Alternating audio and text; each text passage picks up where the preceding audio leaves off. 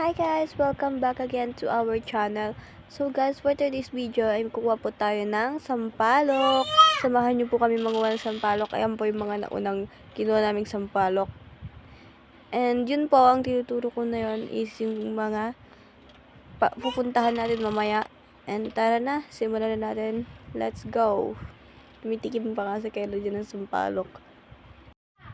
Si Kayla na nga po yung pinaghawak ko na nalagyan ng sampalok. Yan po, sinusundan po namin dyan si Kuya kung saan kami mangunguha ng sampalok. So yan guys, papakita ko muna pala sa inyo yung bunga ng sampalok kung gaano kadami. Yan po yung pagkukuhanan natin ng bunga mamaya. Siyempre guys, bago ang lahat, tikman muna natin ang sampalok. Yan, ang sarap, yagi. Yan guys, 'di ba? Ang sarap niyan guys kasi Thailand, Bangkok, Taramay diyan guys, galing sa Thailand. Yan naman po si Kayla, busy sa pagkukuha niya ng kanyang harvest. Yan. Siyempre guys, hindi pa ako tapos kumain yan. O, tignan nyo naman, nandun lang ako sa side, namimitas. Guys, tignan nyo po, apakadami nakuha ni Kuya. And ito naman po yung susunod na na-harvest ni Kuya yan. Pinakuha niya na naman sa akin. And then bababa na siya ulit dahil lilipat siya ng bagong puno. Yan. Tawang-tawa pa nga ako dyan guys kasi sinasabihan ni Kayla na parang unggoy daw si Kuya. 'Di ba? O, galing niya bumaba. Buti pa siya, magaling siya umakyat yan. Papakita ko po sa inyo kung gaano kadami nakuha ni Kuya sumunod na harvest. Yan. 'Di ba? Ang dami. Guys, parang hindi naman pala pagkakamalan ni Kaylang unggoy si Kuya. Tignan nyo naman kasi itsura niya dito sa video na to. Sa part pala na to guys, kanya-kanya kaming kuha dyan ng harvest na sampalok. So ayan guys, ako naman po pala papalit kay ate. Ayan guys, yung ginagawa ko po pala dyan ay nagpipitas po ako sa gilid.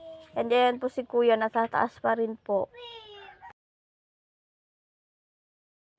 Guys, pakita ko pala sa inyo kung gaano kahinog yung sampalok yan. Dito nga guys ay sinusubukan Kayla umakyat yan. Hindi siya makaakyat. Yan, pinapakita ko muna pala sa inyo yung yan, susubukan niya daw ulit umakyat guys. Yan. O, di ba? Inabutan pa si Kuya kung hinog na daw yung nakuha niya. O, kinain naman ni Kuya. Siguro hinog yun. O, yan na. Pilitin mo. Sige, akyat, unggoy. Sige, kaya mo yan, unggoy. O, di ba? Hindi talaga kaya Kayla umakyat guys kasi hindi niya mabuhat yung katawan niya. O, pinipilit niya pa rin guys. Tignan nyo naman. Tawang-tawa siya dahil di niya kayang buhatin yung sarili niya. Tinatawag niya na dyan si Kuya. Sabi niya iangat siya. Tignan nyo naman guys. Tinulungan na siya ni Kuya. Iangat yan ni Kuya pero hindi pa rin makaakyat siya guys. Hindi talaga maangat guys. Pipilitin niya talaga guys umakyat sa taas kasi daw mas madaming bunga doon kahit di naman niya kayang umakyat. O sige, tulak po Kuya, kaya nyo yan. Go lang, kaya nyo yan. Sige, akyat pa. Akyat pa more. Tapos biglang naputol yung puno, no? Tawang-tawa nga dyan si Kayla, guys. Kasi hindi talaga siya makaakyat kahit anong pilit nilang dalawa. Yan, oh. Tignan nyo naman, guys. Hirap na hirap niya iangat yung sarili niya. Yan nga, guys. Hindi pa rin sila tapos umakyat. Gumamit na nga si Kuya ng upuan. Kahit mababa lang yung puno, hindi niya pa rin kayang akyatin. O, diba, tumatawa na si Kayla kasi ang lit-lit ng puno, hindi niya maakyat. Sige, pilit nyo talaga. Tapos biglang nalaglag siya, no? Sabi ko nga baka mamaya malaglag siya dyan. Putol talaga likod niya dyan. Guys, sa wakas nakaakyat na din yung dalawang unggoy. Nandun na sila sa taas, guys. O, 'di ba? Nagtutulungan na sila kasi nga nakaakyat na rin silang dalawa. And yan, guys, ang dami pala talaga dun sa totoo pala talaga madami dun sa taas. Syempre, nasa baba lang ako niyan. Kasi hindi na ako akyat, baka maputol pa yung puno sa tatlong. So, ayan, guys, na po pala ako. Nakaakyat na po pala ako sa taas. Tapos, tinitingnan ko po kung may hinog na. At nakakuha naman po ako ng isa. Todo kapit po ako dyan dahil po ay baka malaglag po ako. Ayan guys, todo tingin ako dyan sa mga kasi yung iba guys hindi pa po hinog. So yan. Guys, tignan nyo naman apakadami ng bunga sa taas, 'di ba? So yan guys, dalawa lang po pala kami ni Kuyang umakyat dahil po kapag umakyat po si ate, mapuputol na po yung puno ng sampalok.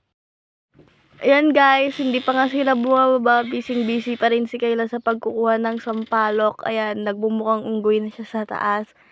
Diyan sa part na yan guys, si Kuya na ngayon naghawak ng camera. Yan, o diba medyo madami na din yung nakuha nila. Yung part naman na to guys, yan, napagod na po si Kayla, bumaba na din siya and nagpahinga na kami saglit.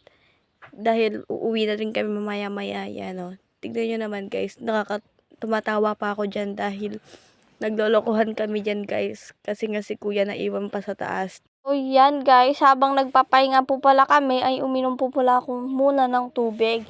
At mamaya guys, kung mapapansin nyo po kay ate, ay binato po siya ni kuya sa taas at yan, nagtatawanan po kami.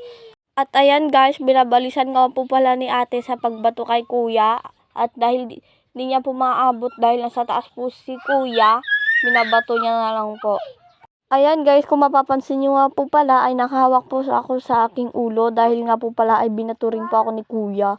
Ayan guys, may pinapakita lang po pala ako dyan kay ate. So yan guys, sinikpan ko nga po pala yung sampalok. At yan guys, hanggang dito na lang po pala. Thank you for watching.